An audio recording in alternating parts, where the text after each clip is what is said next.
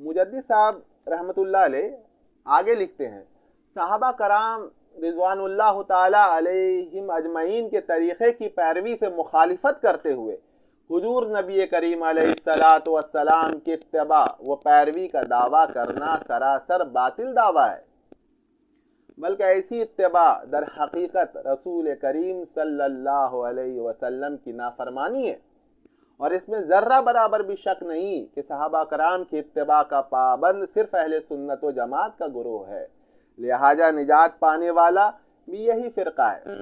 صحابہ کرام رضوان اللہ تعالی علیہم اجمعین پر لعن و تشنیع کرنے والے فرقے صحابہ کرام کی اتباع سے محروم ہیں، جیسے شیعہ، خارجی اور معتزلہ، یہ سب نو پیدا شدہ فرقے ہیں۔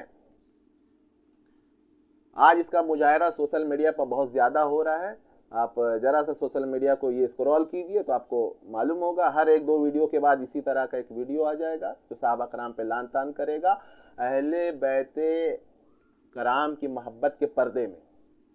معتزلہ کا رئیس و سردار واصل بن عطا 80 ہجری اور 131 ہجری کے درمیان یہ ان کا زمانہ ہے، امام اہل سنت حسن بصری کے شاگردوں میں سے ہے۔